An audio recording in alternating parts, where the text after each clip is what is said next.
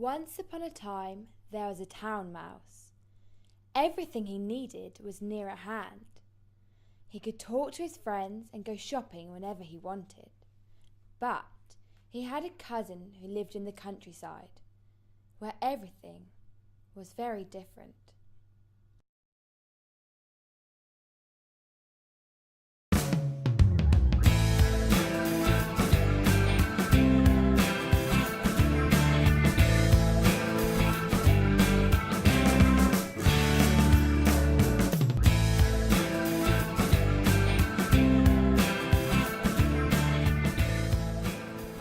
Greetings for whoever may be listening. The voice you currently hear is one which comes from a place you may not even realise exists. This place is not shadowed by office blocks, tangled in busy roads, or paved with high streets, but instead is a vast wilderness, covered in fields and bordered by forests. But within this wilderness lies a few people who have lived their whole lives perhaps going from here to there, facing issues which, to many, may seem trivial and easily overcome, but cause numerous problems and issues for those who are stuck in the sticks. You may not realise, but the world we live in is populated by a 50-50 split of urban and rural populations, but in England alone our rural population only amounts to 20% of our total. This 20% is spread throughout isolated dwellings, hamlets and small villages and towns, within which people live of all ages, from infants to the elderly, who are all subject to the pros and cons of country life. Along the age spectrum, no one seems to struggle as much as those in their teenage years.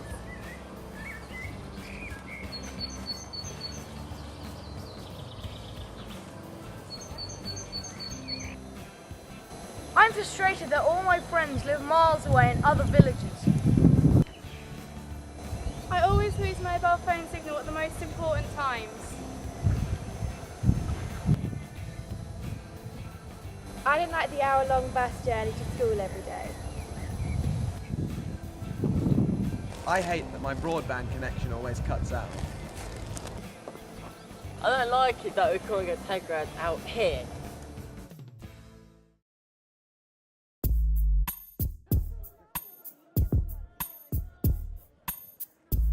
Young people living in towns and cities have easy access to all sorts of amenities, from restaurants to cinemas. Young people living in the countryside, however, are short of such things, so rely on lifts or public transport in order to reach them. However easy this sounds on paper, in practice can prove difficult. More often than not, various restrictions or limits are placed on rural bus routes. This leads to buses only arriving on particular days of the week or only stopping when requested.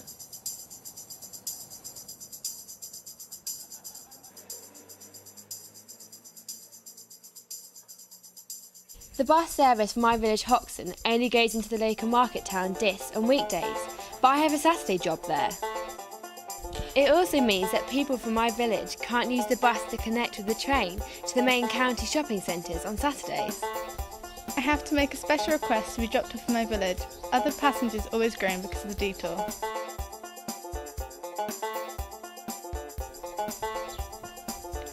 The bus route runs 2 miles from my house, so I always have a long walk each way.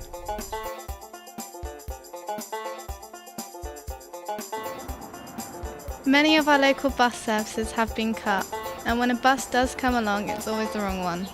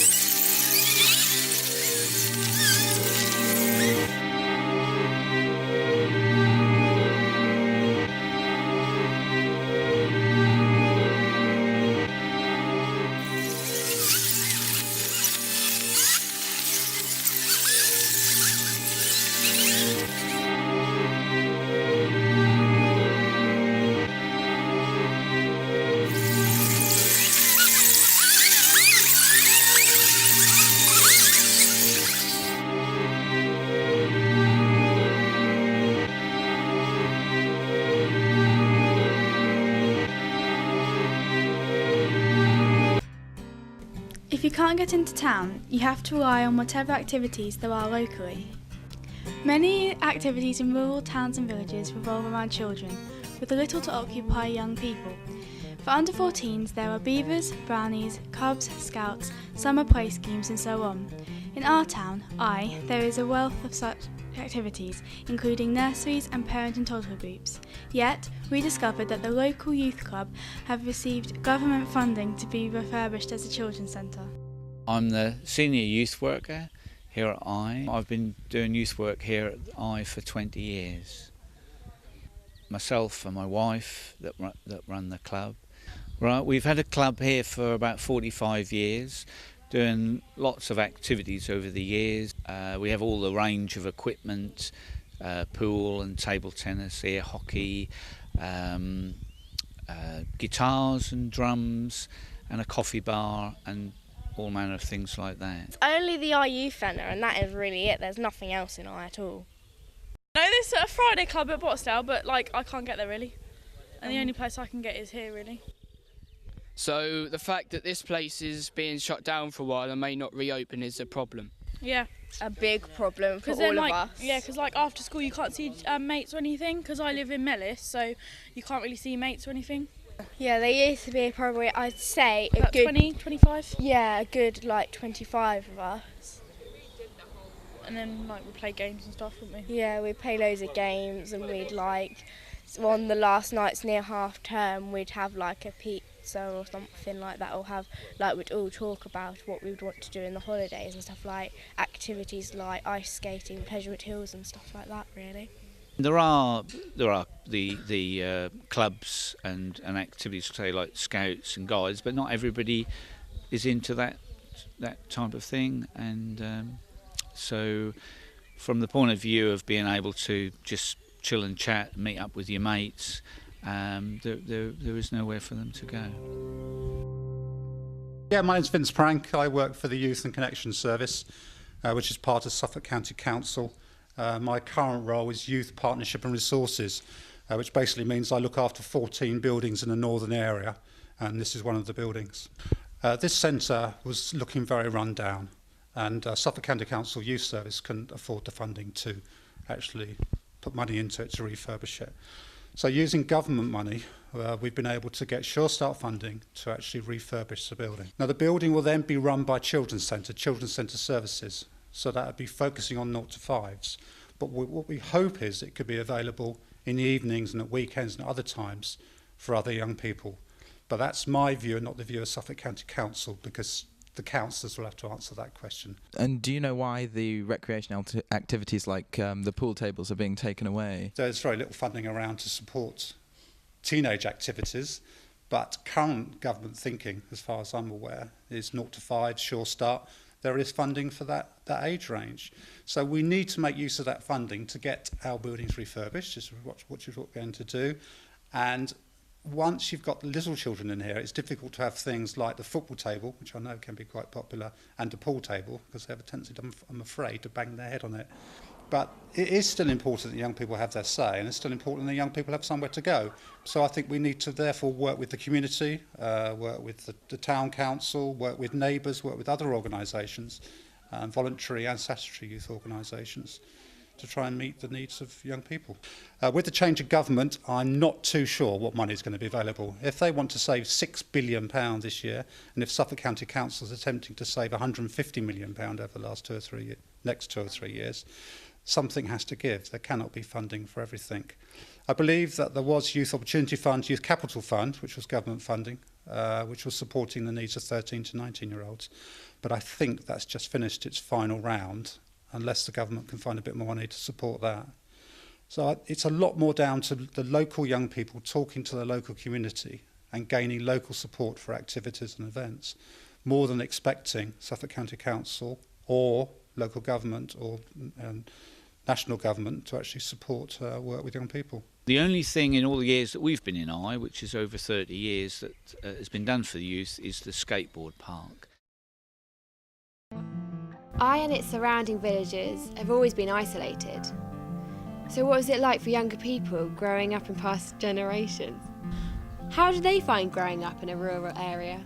Actually, You might think that we didn't have an awful lot to do in those days. There was obviously no television or anything, but we made our own amusement. You know, we used to invent games. I think a lot of that has gone now. I loved the countryside. I loved anything to do with nature, so to me it wasn't a problem. I didn't have brothers or sisters, so I really was used to being on my own. I had a big room at the top of our house. My parents kept the newsagent shop in Church Street, which is now McCall's. And I had this wonderful room all to myself, and nobody else, no adults were allowed to come in it, so we could do what we wanted. And I used to make up little sketches and things, and we would spend all the summer holidays rehearsing. We would make programmes and sell tickets to the parents, and then when we thought we'd done enough, they were all invited upstairs. What do you think are the differences between being a teenager then and now? Oh, there's an awful lot of difference. There's so much technology for the youngsters these days, which is good in many spheres, but as I say, the thing of doing your own, inventing your own games, that's really gone. That was a big part of growing up, was a sort of the invention of different types of things and gradually getting towards maturity. We generally kept within our own village or town, and I don't remember there being a youth club, but there was a young Conservatives group, and we used to meet down at the Conservative Hall, which is long since demolished. That was down the Rookery, and we used to play table tennis down there. We also had socials and dances, and they started an old-time dancing club. Now, you might think that's a strange thing for a teenager to do, but we really enjoyed it, and we used to take part in that with all the old people, which would be my age now, and yet we didn't seem out of place. When we had our summer holidays, the Yanks were all about here, and I used to go up to Harham Airdrome, and I'd spend 5 to 6 weeks up there. I'd go every weekend on the camp with the big fortresses and all the Yanks, and we used to have a whale of time. That's where I probably had my first orange up there, and my first Pepsi-Cola in what they call the PX. Right? And the Yanks were very, very good to us at Harham. And my teenage life was all about horses. Fortunately, my father was a horse dealer, right? And I was his jockey. But the other 3 brothers were never interested in them at all. Although they were stepbrothers, they were all the same age as me. And fortunate for me, I'd done very well out of horses. I used to go riding. I used to ride as far as Dickleborough. That would be 5 mile, the other side of Diss. And we used to go out, we'd go on the bus, and sometimes we'd go to Ipswich on the we'd more or less went on the train. We'd bike the Diss and go on the train to Norwich and Ipswich. But I wasn't a city bloke, that didn't worry me, I just wandered about, you know. We used to go blackcurrant picking for Mr. Denham Smith at Laxfield, and we used to meet girls there, you know, and that's how we got friends with other people from other villages. And then we used to cycle, that's when we used to venture out, we used to cycle to Fresnfield, Laxfield. We thought it was a long way then, because first we'd cycle to was Diss. And that's how we got into knowing other villages, other people from other villages, through the girlfriends. We used to follow behind the tractor and trailers and that while they were cutting the corn, and we'd have our rabbit sticks which we'd made out of the woods, you know, and try and clomp the rabbits on the head as they ran out. At no charge, like one in a week. And when they'd cut all the corn, then they'd come along with their baler, just to bale all their bales that were nice, neat, big heaps of bales, all stacked in, you know, on top of each other in nice order. And we'd come along and make tunnels out of these bales. You know, they must have been, we're talking about 50 yards long. We'd lay 2 on the side and then 1 on the top, all the way along. And we'd crawl in them with straw and just pack all the holes so there's no daylight. We'd be crawling about in there. That's so weird. That was frightening, really. It was pitch black. And we'd try and branch him off and join them all up again. And he never used to get on to us about it. He just, you know, he knew that when we was doing that, we weren't getting any mischief, was we? You know, we weren't stealing anything. Well, we never did pinch anything in those days. Well, it doesn't pinch, was there? Yeah, good times, they were, really was. We used to play tricks with the public, you know. We used to have, make parcels up and tie a bit of string to them, and when people went to pick them up, we'd pull the string. You know, all sorts of things we used to do. Snowdrop picking, you know, and sell in the street. Apples. Did you sell rabbits as well? No, we never could get any rabbits, not with a rabbit stick. Yeah, we had all that air rifles. But when we was about 10, that was. Were you a good shot at it then? Yeah, very good shot. Yeah. Still are. But you know, we just, it's not like now, you're not allowed to have anything like that now without a licence, you see. We used to go out about 7:30, 8 o'clock in the morning. We used to come home till about 5. I won't let you do that now, would they? And we used to play down in the woods, down the Nuttery Hall. We called it Nuttery Hall then, that's Nuttery Vale now. And we used to make barn arrows. We even had knives. Pocket knives and that, which you're not allowed to have now, are you?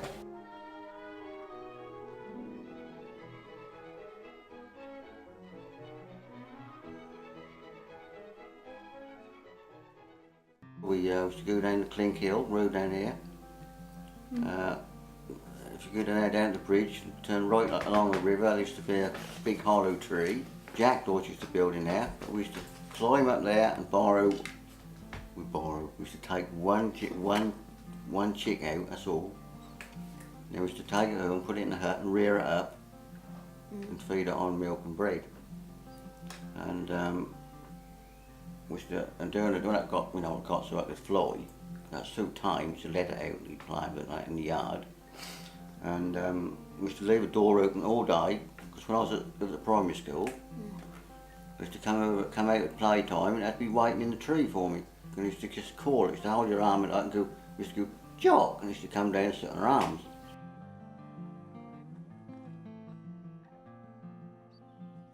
We could swim then, because we, taught ourselves to swim down the big river at Hoxton.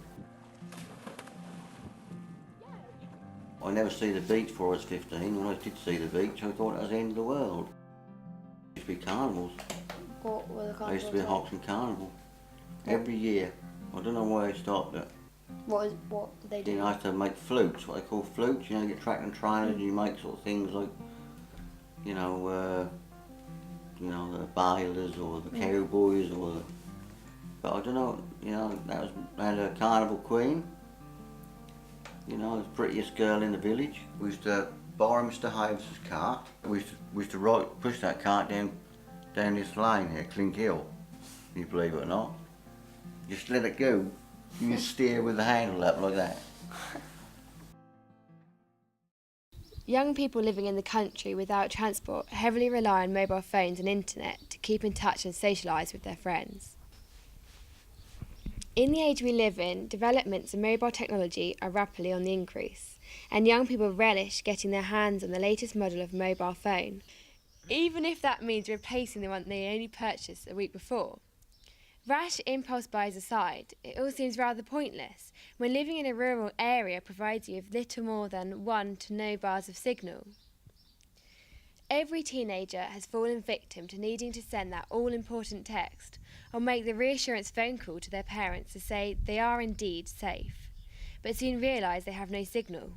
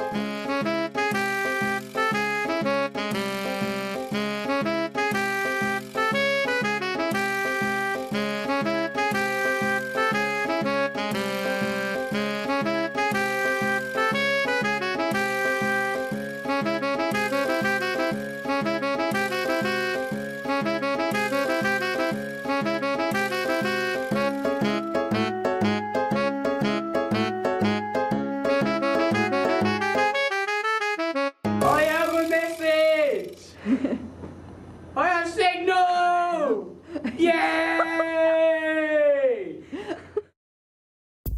Roger Turkington from Suffolk Acre, which stands for Action with Communities in Rural England, is involved with the Speed Up Suffolk campaign, working to increase broadband connection in Suffolk. Already there's plenty of people in Suffolk that don't get current generation broadband, either not at all or very poor performance. But we're looking to go to the next stage, which is what they call next generation or superfast broadband, where instead of working at, say, 2 megabits, we could be working at anywhere between 20 and 100 megabits per second. The benefits of next generation across a number of sectors of the community, if we talk about, say, young people first of all, and education in particular, we know already with children doing GCSEs that if they haven't got good access to the internet, that can mean them losing as much as 10 percentage points on their grades. And I think that similar studies have been done with young people doing A-levels. And we know this is going to get more and more of an issue because more and more educational material is being delivered electronically. Most schools now have what they call a virtual learning environment or virtual learning platform. And it's not just the young people that need to access this, which they could do just at school, but their parents need to help with their education at times, and if they haven't got access at home, then clearly that's a big issue. And if we look at the rural communities in particular, we're all familiar with the fact we're losing shops and pubs and post offices and so on. So our only means of communication is via the internet, and if you haven't got really good access, then local businesses will migrate into the urban areas, into towns and cities.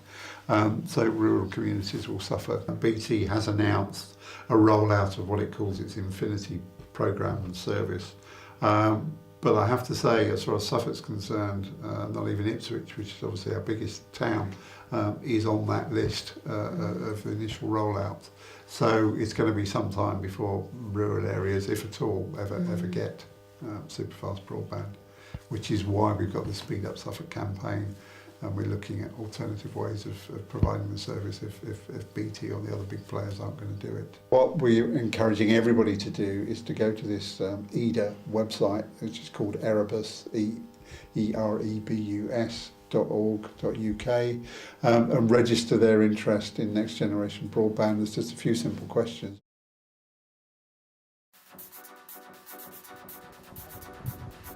I like seeing local bands in venues near to me. I enjoy living in an area that's so peaceful. I love going for long walks in fields with my friends. I use my Explore card to save money on transport. I feel happy that I'm a part of the community. If you can't get into town, you have to rely on what facilities there are locally. Many young people are finding solutions to their problems with rural isolation. This ranges from organising social events to getting new facilities built in their villages. Rural isolation can be even more of a problem for young people with additional needs. Stranded by difficulties in using public transport, they may be unable to have a social life outside school or college. However, we have met a group of girls who have a solution. This is the girls' group where they come on Monday nights to do loads of different activities. How long have you been coming to the girls' group? Quite a few months now. We discuss what we do in the next time we're at girls' group. And we decided to redo jewellery making tonight. Sometimes we have discos and parties and makeup. And last time we did fruit salad. So what would you say like the best thing about living in the countryside is? Not like living in London, like crimes and all like that. Like living in London is really not nice, is it? I like living in Ice because it's not violent and. Do you feel safe then living where you live? Yeah, I live in this, and I've got my own flat now, and I can see all my other families. That's good. So do you like having that kind of independence? Do you do your own shopping? I do I do my own shopping, I work. What's the closest thing to you, would you say, that you do for leisure activity? Like apart from the girls' club, Horse riding is close to For me, so I her, go up there but quite a for lot. me, it's nothing. There's only this I go to. Really? And the disco with Kelly on a Wednesday. Where's the disco? I bet it is. Lovely place. It's in Ipswich.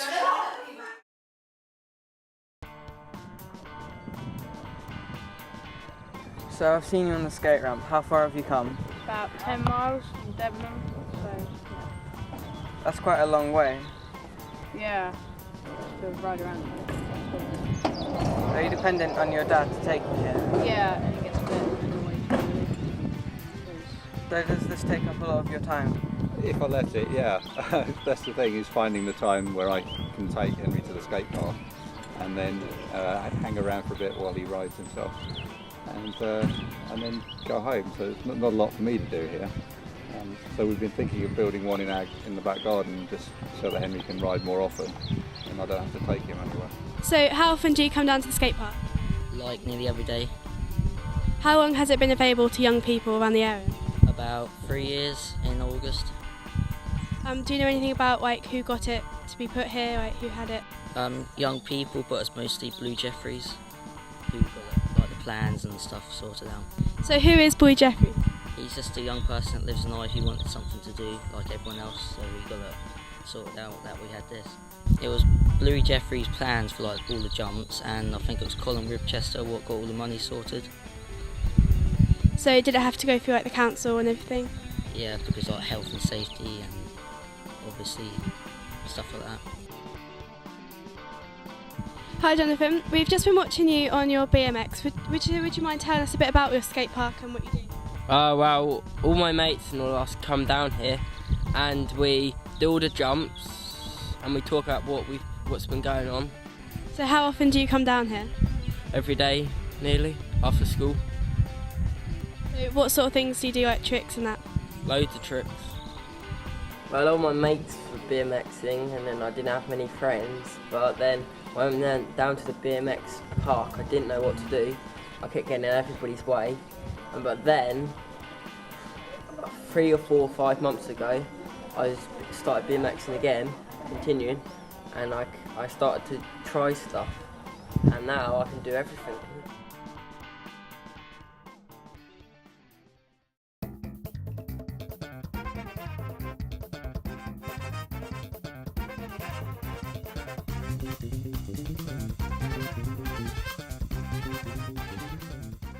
We're at the Mugger, which stands for Multi-Use Games Area, and what a Mugger is basically a big tarmac place with fences around it, and it's got goalposts at the ends and basketball hoops at the ends, and you know it can be used for netball too.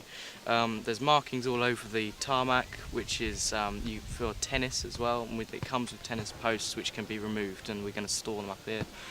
And it's got all the linings for football and basketball and the games that you want to play there. Can you tell me how you got the Mugger set up, as in what processes you had to go through in order to get the Mugger built? Yeah, well, we had to attend quite a few parish council meetings because we had to get permission because, of course, it's their land.